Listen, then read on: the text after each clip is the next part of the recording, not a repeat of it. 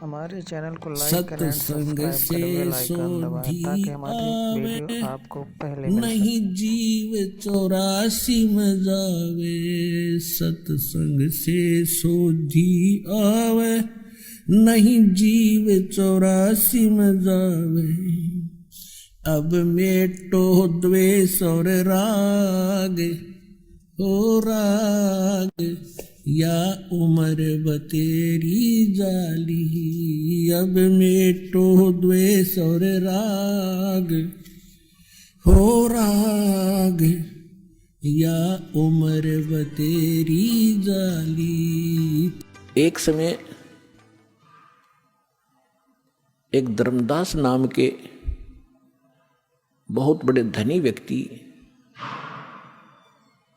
हिंदू धर्म में जन्मे थे और बहुत ही परमात्मा की तरफ थी उनके अंदर। पुण्यात्मा पिछले संस्कार का जो प्राणी होता है वही भगवान के लिए तरफ रहे होते हैं। वो पिछले बहुत अच्छे संस्कारी होते हैं, पिछले पुण्य उनके अंदर प्रेरणा करते रहते हैं, उनको टिकने नहीं देते हैं कि कोई भगवान ढूंढे कहीं। चाहे वो भले ही कोई ना कोई साधना की उसने सहारा ले ही रखा होता है, वो टिक ही नहीं सकता। चाहे वो हनुमान पूजा, चाहे गणेश जी की पूजा करे, और चाहे वो कितना मंदिर मस्जिद गुरुद्वारों में जाता हो, या कोई गीता वेद का कोई पाठ श्लोक करता हो, वो टिक नहीं सकता। चाहे कोई व्रत रख रहा है या चाहे कोई तपस्या कर रहा है, वो डले ढोता ही रहता है, उसके बस की बात नहीं। तो इसी प्रकार जिस वर्ण में जन्म हुआ, उन परंपरागत साधनाओं के करते करते भी उसके अतिरिक्त यदि कोई और मार्गदर्शन करने वाला मिल जाता है तो वो भी स्वीकार करता है और उसको प्रारंभ कर देता। धर्मदास जी गांव बांधवगढ़ मध्य प्रदेश के रहने वाले थे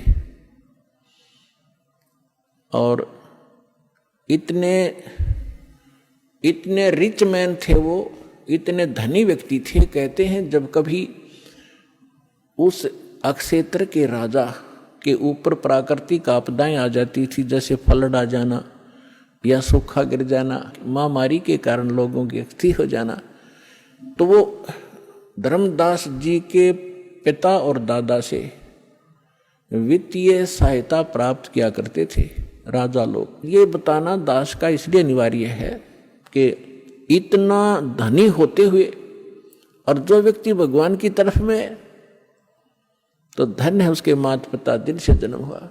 अब वर्तमान में हम क्या देख रहे हैं, छोटी सी कोई पोस्ट मिल गई और कहीं कोई सरकारी उपाधि उसको प्राप्त पद मिल गया, खुद साब बन बैठा। अकल मारी गई इस जीव की, काल ने इसकी रोल मार रखी है और कल को मृत्यु होकर परसों गधा बन जाएगा। वो साब के ऊपर फिर कौवे खा रहे होंगे, इसकी चोंच कमर को खोद रहे होंगे। तो हमने अपनी औकात को, अपने अस्तित्व को पहचानना पड़ेगा।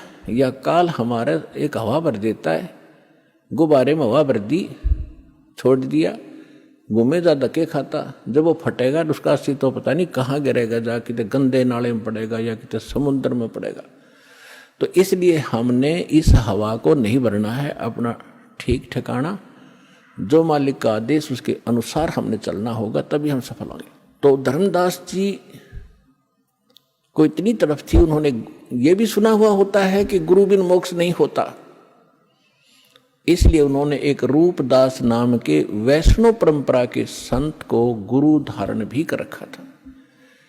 अब गुरु जी की फिर गुरु बना है तो आज्ञा का पालन भी शिरोधार्य होता है, वो संत भक्त किया ही करते हैं। अब उसी गुरुदेव जी के द्वारा बताए गए निर्देशानुसार वो प्रतिदिन श्रीमद् भगवद गीता का पाठ भी किया करते थे, एकादशी का व्रत भी किया करते थे, जन्माष्टमी का व्रत भी करते थे, और श्री कृष्ण हरे राम राम राम हरे हरे राधे राधे कृष्ण कृष्ण, ओम नमः भगवते वासुदेवाय,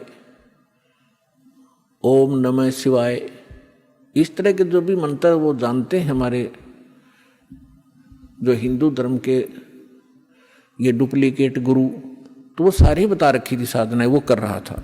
और उसके साथ साथ भगवान श्री कृष्ण यानी विष्णु जी की मूर्ति, जिसको शालग्राम कहते हैं, उसकी भी पूजा अर्चना प्रतिदिन करना, जिसको कर्मकांड कहा जाता, कर्मकांड का एक हिस्सा है, वो भी किया करते थे। और गीता जी का नित्य पाठ भी करते थे।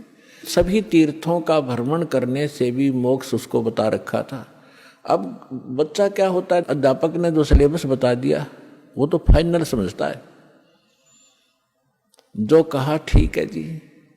इतना बड़ा सेठ मन में आई कि तीर्थों का भ्रमण किया जाए,